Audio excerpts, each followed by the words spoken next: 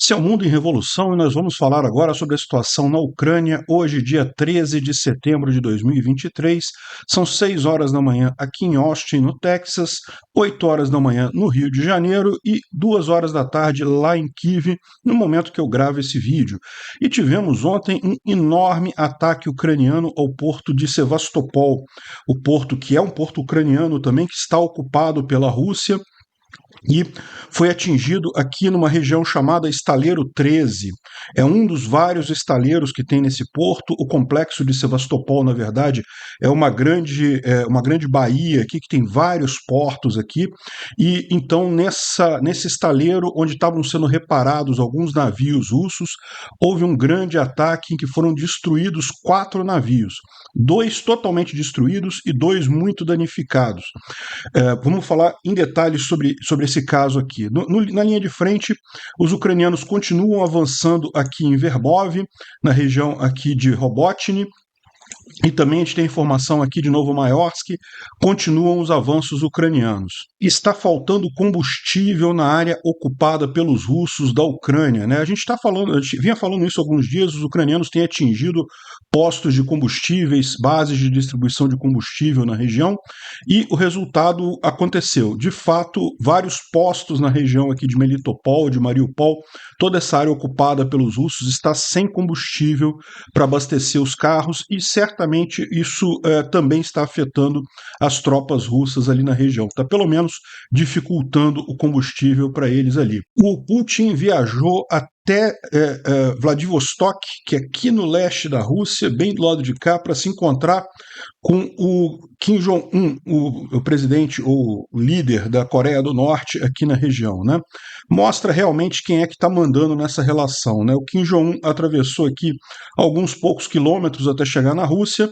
O Putin teve que sair de Moscou, andar várias e várias horas de avião para chegar aqui em Vladivostok e encontrar com Kim Jong-un ali, né? Isso tudo só para dizer que tem um aliado, porque a verdade é que em termos de armamento, a Coreia do Norte não tem nada a acrescentar ali.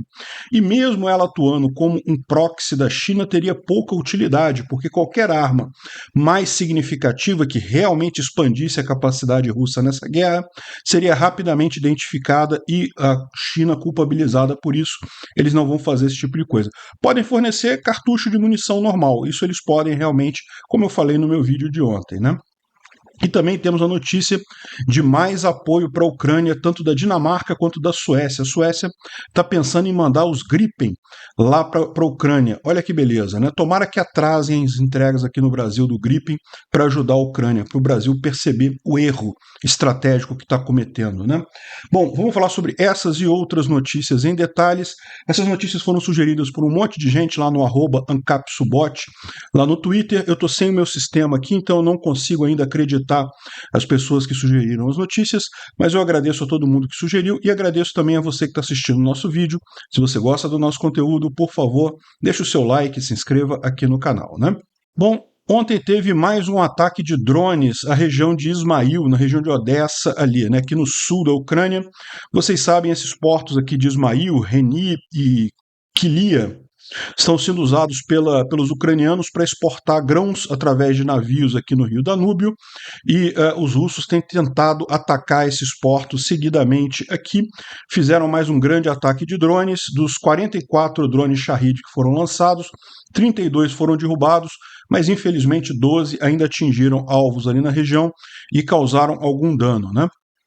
Além disso, dessa vez a Romênia, né, como já foi atingida outras vezes, ela mandou um alerta para os habitantes romenos aqui da região, dizendo que havia o risco de caírem drones, objetos do ar, né, e pediu para as pessoas irem para lugares protegidos, ficarem dentro de porões e coisa e tal. E eu gostaria muito de avisar esse pessoal da Romênia que a Romênia poderia fazer mais do que isso. Ela poderia acionar o artigo 4 ou o artigo 5º da OTAN para acabar com essa brincadeira russa de ficar atingindo o território romeno, né?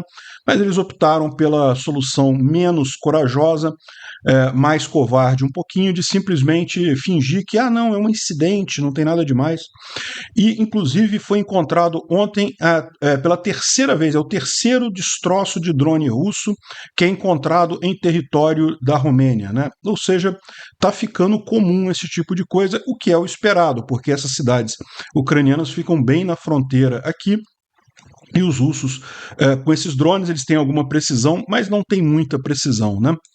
Enfim, houve dano sim, mas, de novo, não vai impedir a exportação de grãos por ali, né? Agora, essa daqui foi a grande notícia da noite de ontem, né? Os russos estão em choque com os mísseis ucranianos que atingiram vários pontos ali de Sevastopol.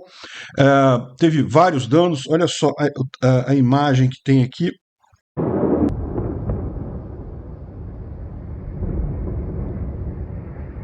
Пиздец, ебать, нахуй! Ебать, блядь! Ебать, нахуй! Ебать, нахуй, блядь! Ебать! Сука!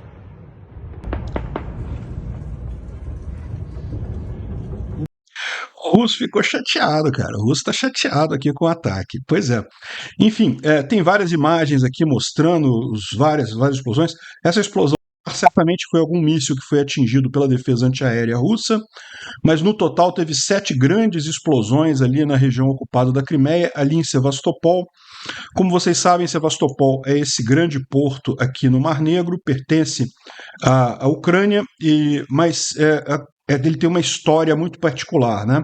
Na época da União Soviética, a Ucrânia e a Rússia eram governados pela União Soviética, então não fazia muita distinção, e daí a União Soviética colocou aqui em Sevastopol a Frota do Mar Negro, ou seja, o principal porto da Frota do Mar Negro da antiga União Soviética ficava aqui em Sevastopol. Veja, Sevastopol não é, ao contrário do que dizem algumas Russetes por aí, não é o único porto de água quente no Mar Negro, não. A Rússia tem vários, principalmente o porto de Novorossiysk, que vocês podem ver, fica na mesma altura aqui do de Sevastopol, é um porto grande também. A questão é, Sevastopol é muito melhor, né? Por isso os russos querem Sevastopol.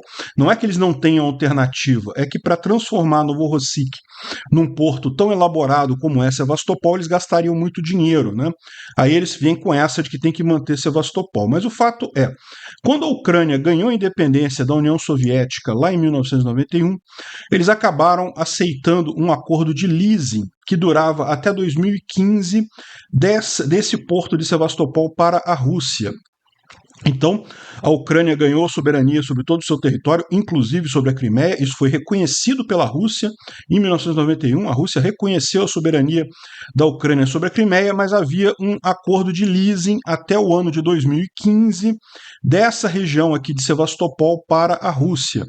Então, a Rússia continuou controlando o porto de Sevastopol mesmo depois de 1991. E isso acabou se mostrando uma tragédia para a Ucrânia, porque foi justamente a partir do porto de Sevastopol que a Rússia fez a operação de tomar a Crimeia, né? Em 2014. E um dos motivos pelos quais a Rússia fez essa operação certamente era porque eles sabiam que a Ucrânia não iria renovar o leasing, não iria renovar o aluguel dessa área do porto de Sevastopol em 2015. Ia querer tomar de volta, né? Ou seja, o que acontece? Os russos tiveram, desde 1991 até 2015, ou seja, 34 anos, para transformar, para mudar a frota do Mar Negro aqui de Sevastopol para Novorossiysk. Não fizeram nada. Aí depois ficaram preocupados porque iam perder Sevastopol, né? Enfim, tem essa história complicada aqui de Sevastopol, mas Sevastopol pertence à Ucrânia. Foi reconhecido como ucraniano pelos próprios russos em 91 e depois reforçado no Memorando de Budapeste de 1994. Enfim, esse porto, então, foi alvo de um ataque ucraniano ontem, onde tem a frota do Mar Negro, muitos navios russos ali, muita coisa ali. As imagens são realmente impressionantes aqui, olha só. Tem vários ângulos desse ataque, olha só que linda essa imagem aqui da destruição do porto. Enfim, E teve outras explosões também fora da região do porto, tá? Teve explosão, tiroteio, parece que teve um início de pânico dentro dos moradores ali, para os moradores de Sevastopol, né? A Ucrânia já havia atacado antes o porto de Sevastopol em algumas outras ocasiões, mas esse foi sem dúvida alguma um dos maiores ataques, né? E o pessoal começou a entrar em pânico, a correr para as ruas, aí teve tiroteio, teve sabotadores atuando ali na região, ou seja, teve uma confusão grande na cidade de Sevastopol, ali na Crimeia, na noite de ontem, né? Bom, a gente tem aqui algumas informações sobre o que foi atingido. Então, está aqui a imagem da doca seca que foi atingida, né? Uma imagem enviesada aqui. Parece que esses pontos aqui foram os pontos que eles usaram aqui para localização. E o que teria sido atingido, os principais alvos teriam sido justamente esse submarino da classe Kilo e esse outro navio aqui de desembarque, um navio grande, né? Chamado Ropusha Landing Ship, ou seja, navio de desembarque Ropusha, né, da classe Ropusha. É um dos maiores navios de desembarque que a Rússia tem e eles estavam para reparos e modernizações aqui nessa doca seca. Doca seca é aquele lugar que você, como o nome diz, né, você bota o navio ali, depois você tira a água e aí permite uma série de reparos ali no navio. É um estaleiro, né, no final das contas, e os dois foram muito danificados, né? Aqui tem a imagem do Ropusha Class, aqui, ó, do navio, pegando fogo aqui, então ele foi atingido, pegou fogo com força aqui, provavelmente não tem nenhum jeito de salvar isso daí, foi totalmente perdido, né? O mesmo para o submarino. O ataque foi feito com entre 6 e 8 Storm Shadows e entre 2 e 4 S-200, né? S-200 é aquele míssil antiaéreo que os ucranianos têm, é um míssil antigo, os ucranianos têm muito desses mísseis, mas muito mesmo. Só que eles não são muito precisos e são mísseis terra-ar, né? Agora os ucranianos fizeram uma modificação nele que adiciona precisão no míssil, ele passa a ser guiado por GPS e ele e virou um míssil terra-terra, né? Ou seja, você joga e atinge alvos em terra. Então eles têm feito a festa com esses mísseis também. Tem um alcance muito bom e tem uma carga explosiva muito grande também. Funcionou muito bem, foi um enorme sucesso o ataque ontem aqui, né? O Ozint aqui ele dá uma descrição do que as autoridades lá russas confirmaram. Primeiro que o navio chamado Minsk é um navio da classe Ropusha, mas o nome dele é Minsk, e o Rostov-on-Don é o nome do submarino, foram completamente destruídos no ataque de ontem à noite na base russa na Sevastopol ocupada, né? Além disso, na cidade de Sevastopol houve um caos completo, resultando de mortes por fogo amigo e coisa e tal. Por que isso? As pessoas saíram na rua apavoradas e coisa e tal, e aí a polícia começou a abrir fogo, e aí outras pessoas acharam que a polícia eram ucranianos invadindo a cidade, então teve um caos completo lá, teve muitos mortos entre pessoas lá por conta da confusão dos russos lá, né? Os dois navios foram perdidos para sempre, houve mortes e incêndio ali na região, e aqui, ó, nós aprendemos que a consequência do ataque inimigo na doca seca ou no estaleiro ali em Sevastopol, dizem que, primeiro, infelizmente, como resultado do ataque de míssil, 11 pessoas foram mortas, principalmente trabalhadores ali do estaleiro, né? Mas veja, é preciso deixar claro, esse estaleiro é um estaleiro militar, esses navios são navios militares, então esse pessoal aí faz parte da guerra, é alvo legítimo no final das contas. E 31 pessoas, de acordo com os últimos dados, foram feridas, né? Tem alguns números conflitantes aqui, tem gente dizendo que foram só 2 mortos e tem 20 desaparecidos, mas enfim, via de regra é isso daí, houve algum grupo de mortos e também tem gente desaparecida ainda que eles não conseguiram localizar e muitos feridos também. Segundo, os mísseis destruíram completamente 2 de nossos navios, o grande navio de desembarque, o Minsk, e o submarino Rostov-on-Don. Ambos os navios estavam para reparos e agora não conseguem mais ser restaurados. Em adição a isso, 2 outros navios foram danificados ali na região, mas pode ser possível restaurar eles, né? Ou seja, vocês sabem, os russos adoram pintar coisa de cor de rosa, então se eles estão falando que pode ser que dê para restaurar os outros 2 navios, provavelmente não dá para restaurar mais nada, mas enfim, foram atacados também, né? O pessoal não disse o nome desses outros navios, de forma que o inimigo não receba informação sobre o resultado desse ataque. Terceiro, de acordo com dados atualizados, 8 mísseis inimigos e 2 drones navais foram atirados, foram derrubados em Sevastopol. Os drones foram destruídos e apenas 2 dos mísseis não foram derrubados. Então, o dano que aconteceu é bastante sério. A propósito, nós dissemos há uma semana atrás que bombardeios em Sevastopol seriam intensificados e a gente não sabe por que eles não entendem por que não teve reforço da defesa antiaérea, né? A gente sabia disso. Como eu falei para vocês, os ucranianos tinham feito vários ataques aqui em estações de antiaéreas, né, em sistemas antiaéreos, tanto aqui no sul de Kherson, quanto aqui na Crimeia, ou seja, estava mais do que claro que os ucranianos planejavam um ataque em alguma coisa aqui. Isso tudo foi planejamento para esse ataque de ontem, né? E depois, devido ao ataque de mísseis à noite, um pânico começou em Sevastopol. A polícia recebeu a informação que sabotadores estavam operando na cidade e começaram a buscar esses sabotadores, e achou que uma patrulha militar era sabotadores e abriram fogo entre eles próprios. Como resultado desse tiroteio, 4 pessoas foram mortas, 3 soldados e um policial. Ou seja, realmente o pessoal está com nervos à flor da pele lá em Sevastopol. Eu vou dar uma dica para eles. Para resolver esse problema, é só os russos saírem do território ocupado da Ucrânia, que tudo se resolve. Bom, tem aqui outra fonte russa também falando aqui, ó. Preliminarmente, isso aqui parece que é mais antiga essa mensagem, né? 2 pessoas foram mortas e 26 feridas como resultado do ataque das Forças Armadas ucranianas em Sevastopol, na planta marítima nomeada após Kordonikidze. Não sei o que significa isso. Todos os mortos e feridos eram empregados da planta. Empregados da planta significa que são ligados aos militares, porque podem não ser militares em si, vocês sabem, o Exército, a Marinha, a Aeronáutica tem funcionários civis, pessoas que não são militares, mas trabalham para o Exército, trabalham para a Marinha, trabalham para a Aeronáutica. Agora, essas pessoas fazem parte do esforço de guerra russo, então são alvos legítimos numa guerra, né? Como dissemos antes, 2 navios foram danificados, o submarino Rostov-on-Don e o grande navio de desembarque Minsk, que pegaram fogo. Ambos os navios estavam fazendo reparos na doca seca, né?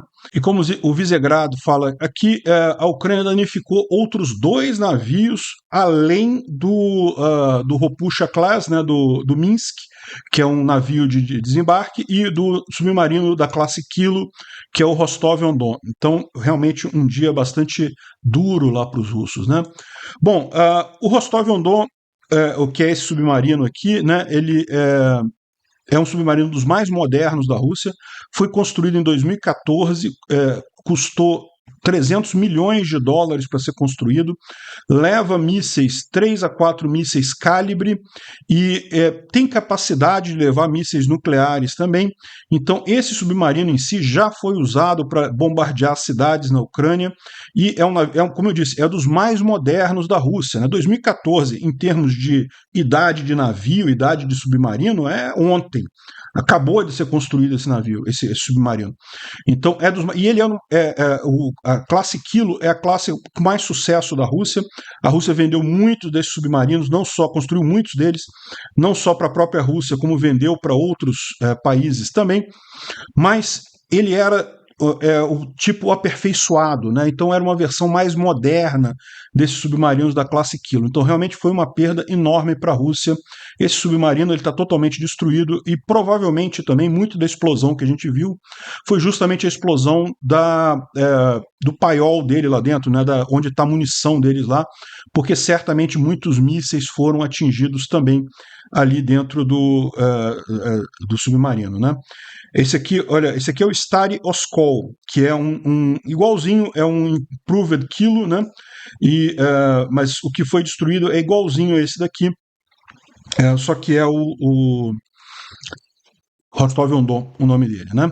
E o navio que foi o navio da classe Ropuxa é esse daqui, dá para ver que não é um navio pequeno, é um navio muito grande esse navio de desembarque, realmente parece que é dos maiores das Forças Armadas Russas, ou o maior navio de desembarque das Forças Armadas Russas, é esse navio aqui, parece que tem um outro que é irmão dele, que ainda existe ainda, né?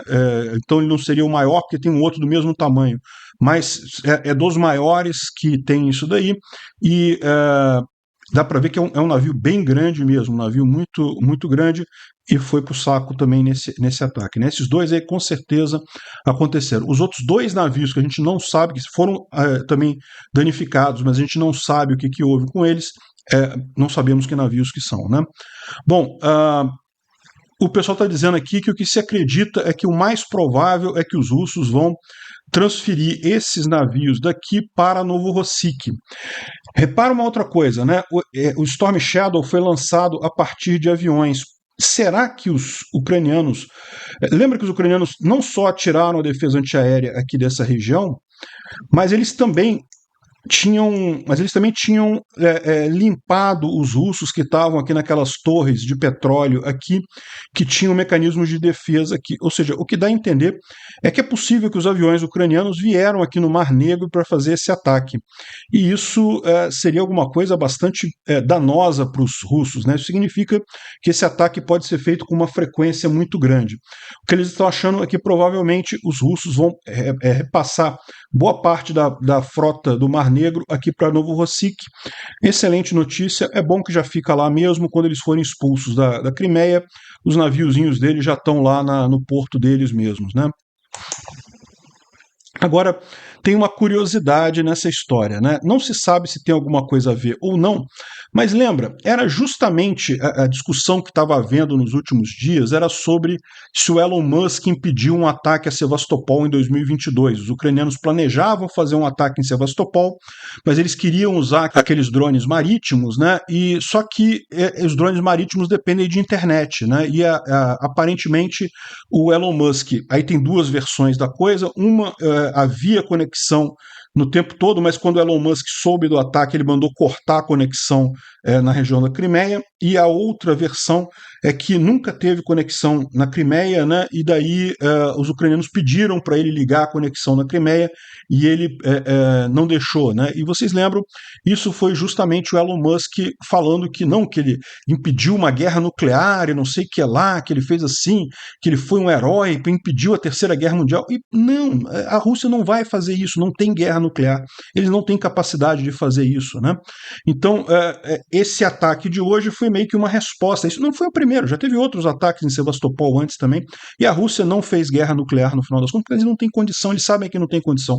Os poucos países que ainda apoiam a Rússia, nominadamente a China, não ia gostar de um ataque nuclear, ia complicar a situação geopolítica no mundo todo, então não vai ter guerra nuclear. O Putin sabe que não tem essa alternativa, ele pode botar medo, mas fazer de fato ele não vai fazer, né?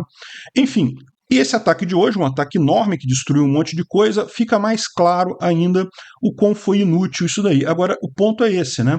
Se o Elon Musk tivesse deixado o pessoal fazer o ataque lá em 2022, esses navios já teriam sido destruídos e muito menos ataques a cidades ucranianas teriam acontecido, né? Um enorme número de pessoas foi atingido pelos ataques russos em cidades ucranianas, esse número seria menor, porque a Ucrânia teria feito esse ataque lá atrás, né? Mas bem, é o que eu falo para vocês. Eu sou um cara que respeita a propriedade privada. O Elon Musk é o dono da Starlink, ele tem o direito de fazer com a Starlink o que ele quiser, né? Acho que ele está errado, acho que ele não deveria fazer isso. Não sei por que ele está fazendo isso, porque como eu falei no meu vídeo, ele era totalmente a favor da Ucrânia nos primeiros dias da guerra. Alguma coisa aconteceu para ele mudar de lado e eu já coloquei minhas observações sobre isso. Mas você quer ver uma coisa curiosa que aconteceu ontem? Durante o ataque ao porto de Sevastopol, caiu a conexão da Starlink em toda a Ucrânia. Olha que coisa, né? durante o ataque a Sevastopol caiu a conexão da Starlink. E muita gente se pergunta se isso não foi a mesma coisa de novo, né? Ou seja, os ucranianos não estão usando a Starlink, porque a Starlink não chega em Sevastopol, estão usando outros meios, mas os russos temiam que eles usassem também a Starlink e daí pediram para o Musk desligar a coisa e o Musk obedeceu direitinho, né? Eu não sei qual é a chantagem que eles estão fazendo com o Musk ou a quantidade de dinheiro que eles deram para o Musk para comprar ele desse jeito, mas ele está obedecendo direitinho, né? Aparentemente, isso daqui é netblocks.org, é bem confiável. É aquele negócio, eu não sei, né? Porque tem muita gente criticando Elon Musk por conta disso também, mas o que está dizendo aqui pela NetBlocks é que teria desligado a Starlink nesse período, né? Não adiantou nada, porque é lógico, a Ucrânia hoje em dia tem outros provedores de internet que não são a Starlink. A Starlink ainda é muito usada na Ucrânia, mas quando ela vai fazer ataques ali na Crimeia, ela usa outros provedores, então isso não afetou nada. Mas deu uma dica aqui de que os russos pediram, o Elon Musk fez de novo. Aí o pessoal está até brincando aqui, né, que o Elon Musk tentando proteger a frota do Mar Negro dos russos, né? Ah, outra coisa, a ponte da Crimeia também foi fechada. Isso aqui a gente não sabe se teve a ver, pode ter sido só uma precaução dos russos, né? Mas, e a gente sabe também que a ponte da Crimeia está numa situação crítica, ela não suporta a carga normal dela devido aos ataques anteriores, né? Então ela tem sido fechada de tempos em tempos mesmo. Então a gente não sabe exatamente por que ela fechou ontem, mas ontem ela estava fechada também durante o ataque, provavelmente com medo de um ataque ucraniano por lá também, né? Outra coisa que teve ontem também foi um grande incêndio aqui em Moscou, tá? Bem no centro de Moscou, aqui dá para ver uma coluna de fumaça grande aqui, um incêndio bem significativo. Parece que foi próximo a uma torre de televisão e rádio lá em Moscou, né? E dá para ver que tem algumas detonações secundárias aqui, olha só.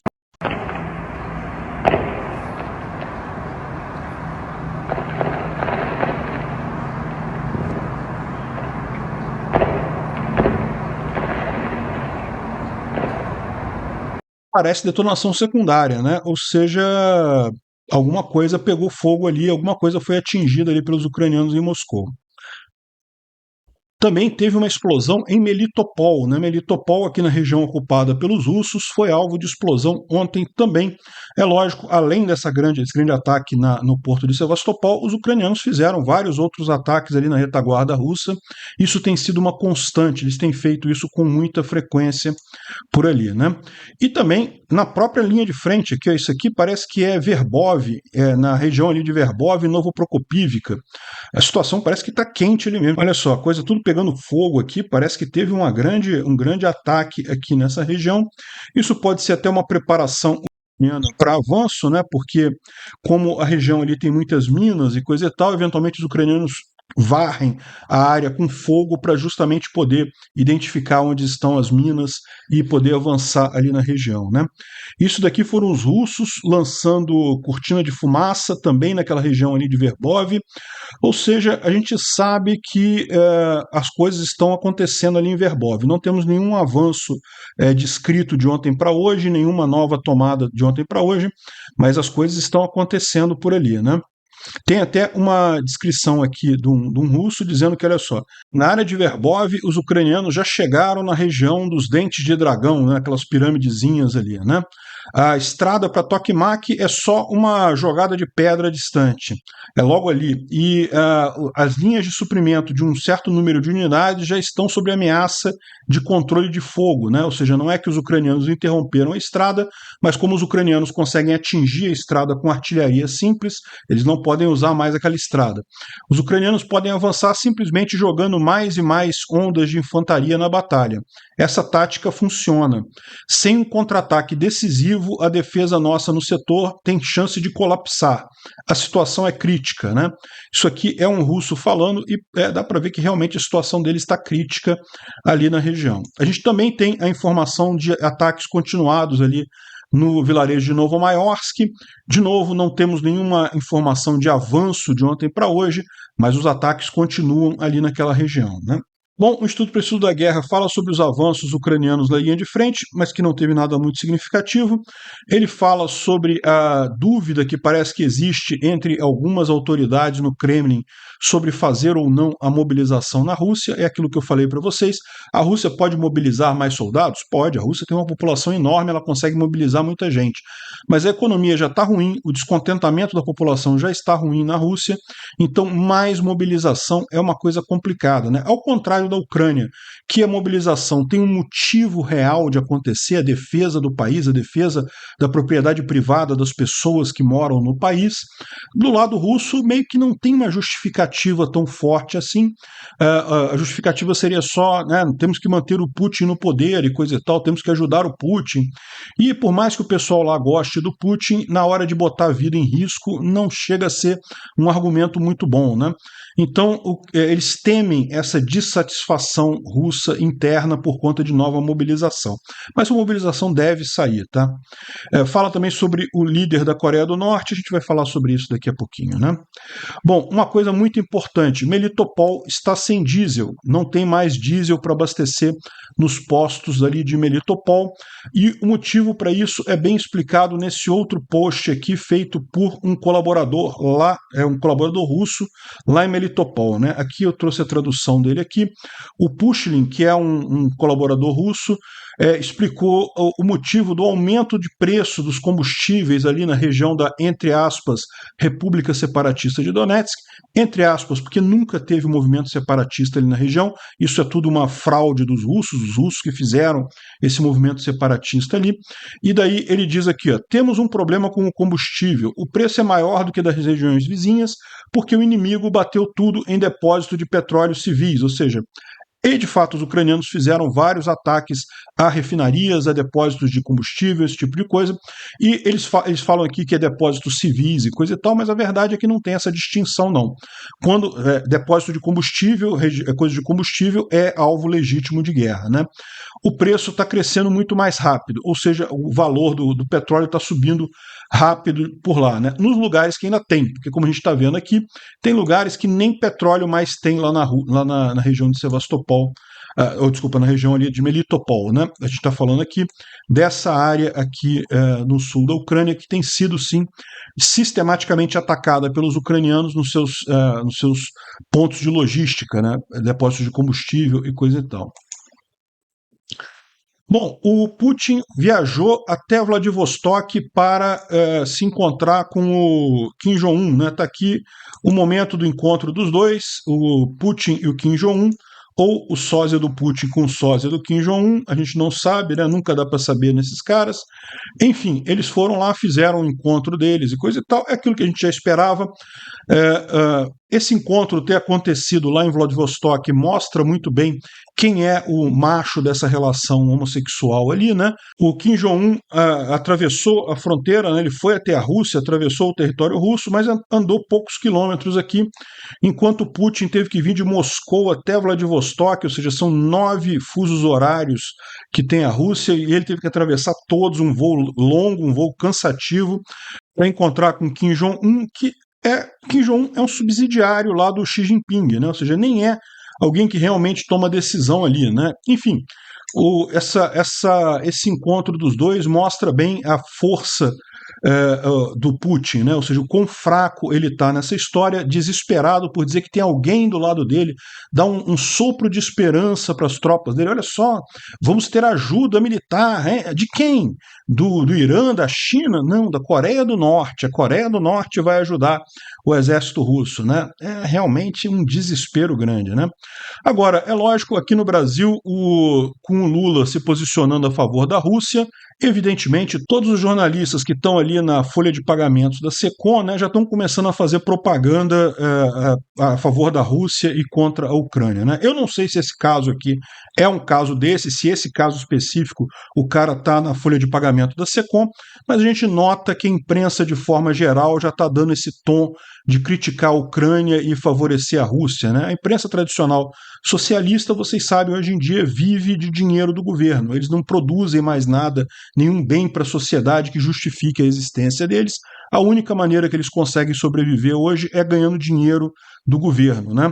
Infelizmente, não deveria ser assim. Eles têm capacidade, poderiam fazer blogs como o meu ou outros blogs de informação descentralizada e distribuída, muito mais adequado à era da informação descentralizada e distribuída do que o que eles fazem aqui. Mas, enfim, eles insistem nesse tipo de coisa, né?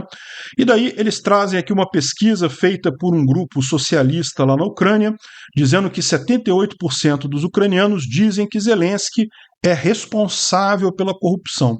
Repara que eles usaram o termo culpado aqui, que está errado. Se você vê a manchete em inglês, é responsável pela corrupção. E, de certa forma, ele é o presidente do país, ele tem que demitir as pessoas que forem corruptas, ele tem que correr atrás disso daí. E ele tem feito esse trabalho de forma adequada, né? O próprio Reznikov, que era o ministro da Defesa, um excelente ministro da Defesa, ele não foi acusado de corrupção diretamente, a gente explicou isso daqui, mas houve alguns escândalos debaixo do comando dele, né? E a história é essa, né? Se acontece um problema debaixo do seu comando, você não deixa de ser responsável. Você se torna responsável se você não fizer alguma coisa para impedir isso, né? E daí o Zelensky, de fato, acabou demitindo esse pessoal, o Reznikov, né? Por conta dessa coisa. E ele tem feito um trabalho de luta contra a corrupção muito, muito importante lá na Ucrânia. O pessoal reconhece isso, né? Agora, evidentemente, esse tipo de manchete aqui é manchete Roussetti. É o pessoal Roussetti querendo desacreditar o Zelensky, querendo enfraquecer o Zelensky, querendo enfraquecer o apoio ocidental ao Zelensky, né? Felizmente, isso só quem cai nessa história quem já é Roussetti mesmo. O pessoal sabe que sim, a Ucrânia tem um problema de corrupção, sempre teve nesse aspecto, é muito parecido com o Brasil, sempre teve problema de corrupção e muito provavelmente sempre vai ter, porque governos por natureza são corruptos. Então, mas o Zelensky tem feito o papel dele, tem feito o máximo para evitar esse tipo de coisa, né? Diferente da situação no Brasil, em que o Lula quer mais corrupção, quer aumentar o tamanho do Estado, quer trazer mais peixada, amiguinho dele, para mamar nas tetas do Estado, quer aumentar impostos, quer roubar mais dinheiro da população, só para alimentar essa rede de corrupção petista, né? Então, pelo menos lá estão indo na direção certa. Eles têm um problema também, tal como a gente tem um problema aqui a gente está indo na direção errada, lá eles estão indo na direção certa. Bom, mas temos algumas outras boas notícias por lá, né? A Dinamarca anunciou mais um pacote de ajuda financeira para a Ucrânia de 833 milhões de dólares para compra de tanques, veículos de blindados de infantaria, munição e mais um monte de coisa. Excelente notícia, muito bom a Dinamarca estar fazendo isso. A outra notícia muito bacana é que a Suécia acabou de anunciar que vai mandar entre 16 e 18 Gripens para a Ucrânia. O Gripen é o caça sueco, é um caça muito bom, é o mesmo caça que a Força Aérea Brasileira fez recentemente uma compra grande. Eles estão sendo entregues, os Gripens brasileiros aí, nessas compras levam algum tempo e aparentemente a Suécia decidiu mandar alguns Gripens lá para a Ucrânia e eu fico na torcida para que eles atrasem a entrega dos Gripen brasileiros para o pessoal militar brasileiro aqui, que, cara, tem muita Roussetti militar brasileiro. Não é todo mundo, tá? Mas tem muita gente nas Forças Armadas brasileiras que é Roussetti. E aí tomara que esse pessoal sofra na pele o custo de você ficar do lado errado de uma guerra. É óbvio que essa guerra tem um lado certo e um lado errado. Um país invadiu o outro. Não tem questionamento, não tem esse negócio de mas não sei o que é lá, mas estava provocando, não sei o que é lá. Que negócio é esse de provocando? Então tu vai dizer que o cara estuprou a mulher, mas ela tá vestindo mini saia, olha só, tá vestindo roupa curta. Não existe isso, pô. Não tinha nenhuma ameaça real da Ucrânia de invadir a Rússia. E, no entanto, a Rússia invadiu a Ucrânia. Ou seja, isso é uma linha preto no branco, não tem o que questionar. A Rússia está 100% errada, a Ucrânia está 100% certa nessa guerra. Então é bom que as Forças Armadas brasileiras aprendam essa lição de ficar do lado errado. Eu não sei se vão atrasar os Gripen brasileiros, não. Tá? Eu estou dizendo aqui que eu torço para quê, mas eu não sei se vai acontecer. De qualquer forma, é uma boa notícia que os Gripens da Suécia vão lá para a Ucrânia também, né? E, por final, uma última notícia, a Antonov, vocês sabem, é aquela fabricante ucraniana de aviões que é conhecida por produzir os maiores aviões do mundo, né? Ela tem uma equipe de engenheiros aeronáuticos super especializada e coisa e tal, eles são especializados em aviões grandes, mas eles decidiram entrar na era dos drones, vão criar uma nova unidade dentro da empresa para trabalhar só com drones. Eu fico imaginando o que pode surgir daí. Imagina drones gigantes, né? Será que vai ser alguma coisa desse tipo? De qualquer forma, o pessoal lá é muito especializado, conhece bem essa coisa, é um concorrente de peso, é alguém que vai entrar para mudar esse mercado, hein? Obrigado por assistir o vídeo até o final. Se gostou do conteúdo, não esqueça de deixar o seu like, isso ajuda o canal a crescer e a chegar para mais gente. Se não gostou, deixe o dislike e explique nos comentários como podemos melhorar. Comente também sugestões de temas que podemos trazer por aqui. Comentários insultuosos ou defendendo ditaduras e criminosos de guerra serão sumariamente bloqueados. Agradeço a compreensão. Se ainda não é inscrito no canal, considere se inscrever clicando no botão inscrever-se abaixo e marcando a campainha para todos os avisos. Se quiser ajudar o canal, veja no nosso site como você pode fazer isso.